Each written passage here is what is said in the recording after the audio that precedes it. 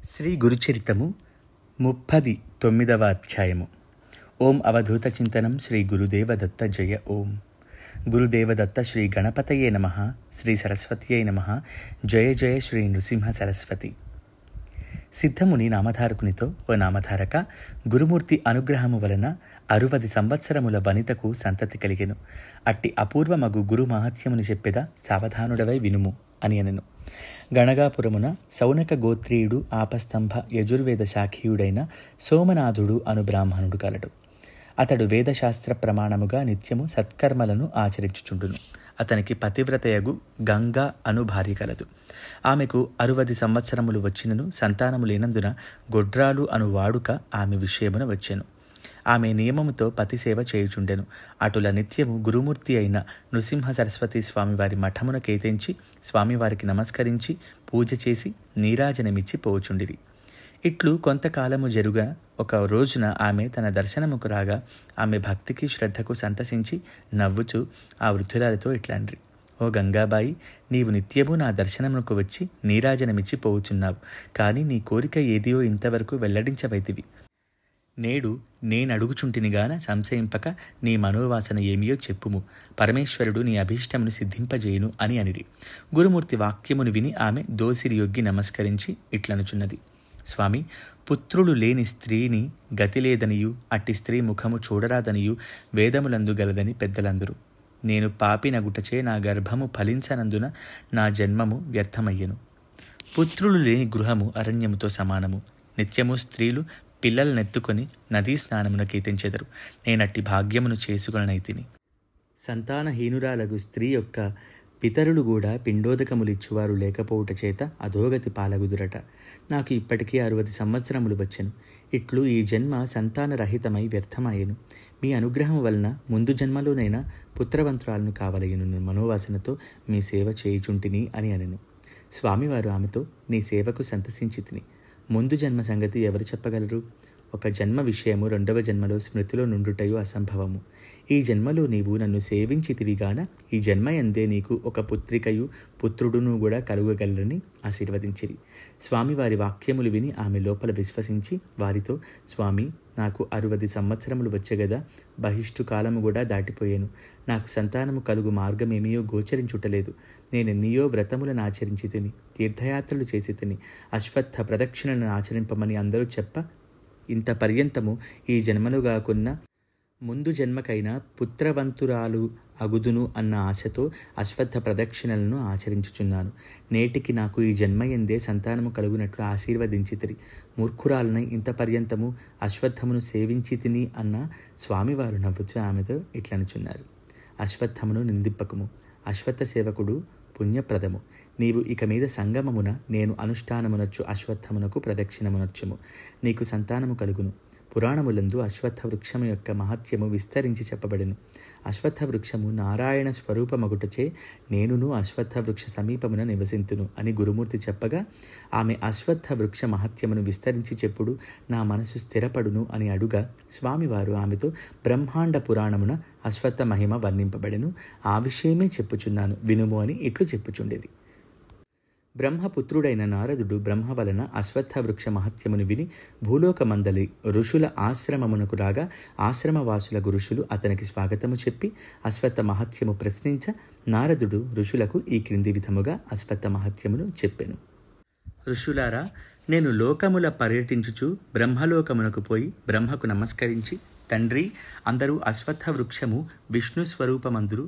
అట్టి వృక్షమునెట్లు సేవించవలనో అట్టి అశ్వత్థ మహత్యమును నాకు విస్తరించి చెప్పుడని ప్రార్థించ చతుర్ముఖుడు నాతో ఏమి చెప్పెనో ఆ విషయమే మీతో చెప్పుచున్నాను వినుడు. అశ్వత్థ మూలమున బ్రహ్మ నివసించును. మధ్యభాగమున విష్ణువు, అగ్రమున రుద్రుడు నివసింతురు. దక్షిణ శాఖలందు శూలపాణియు, పశ్చిమ శాఖలందు విష్ణువు, ఉత్తర శాఖలందు బ్రహ్మయు నివసింతురు. ఇంద్రాది దేవతలు తూర్పు శాఖలను నుందురు. బ్రాహ్మణులు, ఋషులు, గోవులు, వేదములు, యజ్ఞములు మూలాంకురములందురు. నదులు, సప్త సముద్రములు శాఖలందుండును. అకారము మూలముగను, ఉకారము స్కందముగను, మకారము అగ్రముగను ఇట్లు అశ్వత్థమును ప్రణవముగా తెలుసుకొని ఉపాసించవలెను. అశ్వత్థము కల్పవృక్షము. భక్తులకు సమస్త కామనలనిచ్చుటయందు సమర్థమైనది అని నారదుడు చెప్ప ఋషులు అశ్వత్థ సేవా విధానమును విస్తరించి చెప్పమని ప్రార్థించిరి. అప్పుడు నారదుడు ఇట్లు చెప్పుచున్నాడు: ఋషులారా వినుడు. ఆషాఢ పుష్య చైత్రమాసములందును గురు శుక్ర మౌఢ్యము వచ్చినప్పుడు, చంద్రానుకూల్యము లేనప్పుడు అశ్వత్థ సేవను ఆరంభింపరాదు. శుభదినమున శుచియై అశ్వత్థ ప్రదక్షిణలను ఆచరింపవలయును. రాత్రి అపరాహ్నము మొదలగు నిషిద్ధ కాలములందు అశ్వత్థ వృక్షమును స్పృశింపరాదు. అశ్వత్థ సేవ చేయువారు అబద్ధములు ఆడరాదు, జూడమాడరాదు, ఇతరుల నిందించరాదు, శిరస్నానమునర్చవలయును. శుభ్రమైన వస్త్రములు ధరించి అశ్వత్థ సేవను ఆరంభింపవలయును. 2 కలశములతో ఉదకము తెచ్చి గంగా యములను అందు ఆహ్వానించి సంకల్పమునర్చి ఆ ఉదకముతో 7 పర్యాయములు అశ్వత్థమును తడుపవలెను. తిరిగి స్నానమునర్చి శుచి అయి షోడశోపచారములతో వృక్షమును పూజించవలెను. 8 భుజములు గల శ్రీ మహావిష్ణువుగా ధ్యానింపవలెను. లక్ష్మీ సమేతుని పీతాంబరునిగా భుజముల శంఖము, చక్రము, వరముద్ర, ఖడ్గము, చాపము, అభయరుద్ర మొదలగునవి ధరించియున్నట్టుల ధ్యానించవలెను. వస్త్రముతో గాని దాపముతో గాని వృక్షమును చుట్టి ప్రదక్షిణలను ఆచరింపవలెను. మందగతిగా మౌనముగా గాని భగవంతుని నామము ఉచ్చరించుచు గాని ప్రదక్షిణ చేయవలయను. ప్రతి ప్రదక్షిణకు నమస్కరించవలయను. 2 లక్షల ప్రదక్షిణములను నచ్చిన బ్రహ్మ హత్య నశించును. అశ్వత్థ ప్రదక్షిణ వలన వ్యాధులు నశించును, రుణబాధలు తొలగును, గ్రహబాధలు తొలగును. పుత్రకామములు మనోవాక్కాయములతో అశ్వత్థ ప్రదక్షిణను చేసిన తప్పక వారలకు సంతాన ప్రాప్తి అగును. చతుర్విధ పురుషార్థముల సంగిడి అశ్వత్థ సేవ పుత్రప్రదమనుటలో ఆశ్చర్యమేమీ లేదు. శనివారమును అశ్వత్థము స్పృశించుచు మృత్యుంజయ మంత్రమున జపించుచో కాలమృత్యువు కూడా తొలగును. అపమృత్యువు మాట చెప్పనేలా. శని చాలనివారు కోణస్థః పింగళో బభ్రుః కృష్ణః రౌద్రః అంతకః యమః సౌరిః శనేశ్వరః మందః పిప్పలాదేన సంస్థుతః అని శని నామముల పఠించుచు అశ్వత్థ సేవ చేసిన శని పీడ తొలగును. దృఢ మనస్సుతో సేవ చేయువారు సర్వకామనలను నొందగలరు. అశ్వత్థపు నీడను అమావాస్య గురువారములందు స్నానమునర్చిన బ్రహ్మహత్య తొలగును. ఆ వృక్షము క్రింద చేయబడిన జపము అనంత ఫలప్రదమగును. అశ్వత్థ వృక్షమును నాటిన వారి పితరుల శాశ్వత స్వర్గమునందుదరు. అశ్వత్థ వృక్షమును ఛేదించువారు వారి పితరులతో సహా నరకమును అనుభవింతురు. ప్రదక్షిణ పూర్తి చేసి ఉద్యాపనము ఆచరింపవలయును. బంగారు అశ్వత్థమును బ్రాహ్మణునకు దానము చేయవలయును. తెల్లని గోవును దానమియ్యవలెను అని ఇట్లు నారదుడు ఋషులకు చెప్పెనని గురుమూర్తి ఆ గంగయ్యను వృద్ధ స్త్రీకి చెప్పి ఆమెతో, నీవు సంగమమున మన అశ్వత్థమును సేవించుము, నీకు సంతానము కలుగునని చెప్పెను. గురుమూర్తి వాక్యము విని ఆమె, స్వామి, నాకు 60 సంవత్సరములు వచ్చినవి. జన్మ వంధ్యనని లోకమున పేరుగాంచి తిని, అయినను గురువాక్యము కామధేనుమని శృతి స్మృతులు చెప్పుచున్నవి. కాన మీ వాక్యము విశ్వసించి మీరు చెప్పినట్టులా నడుచుకునేదను అని చెప్పి వారి ఆజ్ఞను వడిసి సంగమమున ఏగి షట్కాలముల యందును స్నానమునర్చి 3 దినములు అశ్వత్థముతో పాటు గురుమూర్తికి కూడా ప్రదక్షిణలు పూజలు చేసెను. 3వ రోజు రాత్రి ఆమెకు స్వప్నములో ఒక బ్రాహ్మణుడు కనబడి అభయమిచ్చి, నీ కోరిక నెరవేరును. రేపు ఉదయము గణగాపురమునున్న గురునాథుని వద్దకు పోయి ప్రదక్షిణ నమస్కారములు గావింపుము. నీకు వారేమిత్తురో దానిని భుజింపుము. నీ కార్యము తొందరగా ఫలించును అని చెప్పెను.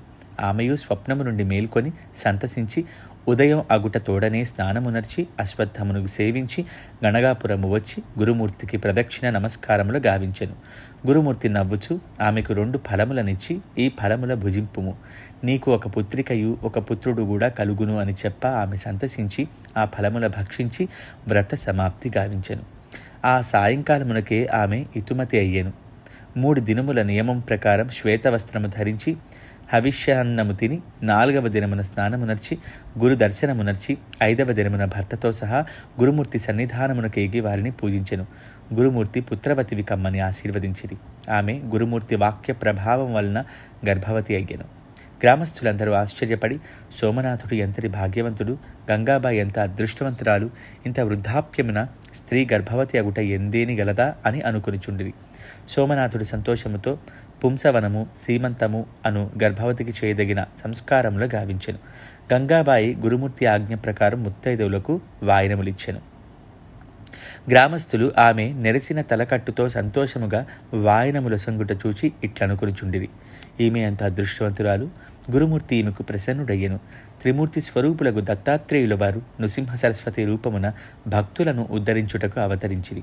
గురుమూర్తిని భక్తితో అర్చించు వారికి చతుర్విధ పురుషార్థములు సులభ సాధ్యములు అనుటలో సంశయం లేదు అని అందరూ చెప్పుకొనుచుండిరి.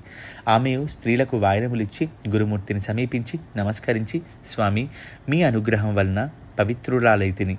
మీరు అనాథలకు నాథులు, త్రిమూర్తి స్వరూపులు, విభో జయ జయ అని స్తుతించి వారి అనుమతి నుండి గృహమునకేగెను. కొంతకాలమునకు ఆమెకు నవమాసములు నిండా ఒక శుభదినమున ఒక శుభ సమయమున ఆడ శిశువు జన్మించెను.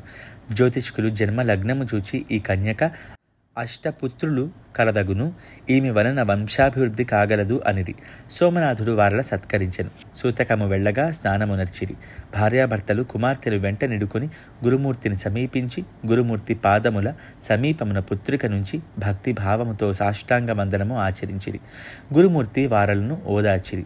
అప్పుడు ఆమె, స్వామి, మీ ఆజ్ఞ ప్రకారము సరస్వతి ఉదయించెను, పుత్రిని కూడా అనుగ్రహించుడు అన గురుమూర్తి ఆమెతో సంశయింపకము, పుత్రుడు కూడా మీకు కలుగును అని ఆశీర్వదించిరి. ఆ కన్యకను తీసుకుని దంపతులతో అచ్చటి వారలు వినుచుండ ఆ కన్యా లక్షణములు ఇట్లా చెప్పుచున్నారు. ఈమె దీర్ఘ సుమంగళి అయి పుత్ర పౌత్రులు గావించును. వేదపారంగతుడై జ్ఞాని అయిన భర్తకు ఈమె లభించును. ఈమె వంశములో ఐశ్వర్యముతో తలతూగును.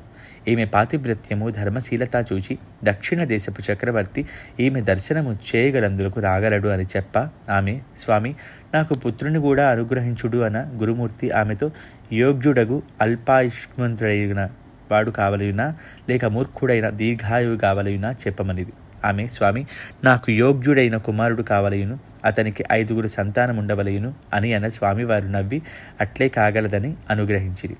దంపతులు గురుమూర్తి అనుమతి నుండి గృహమునకు పోయిరి. వారికి అచిరకాలముననే ఒక పుత్రుడు కలిగెను. గురుమూర్తి ఆశీర్వదించిన రీతిని అతడు వేదశాస్త్ర పారంగతుడై 5 పుత్రులు గలవాడయ్యను.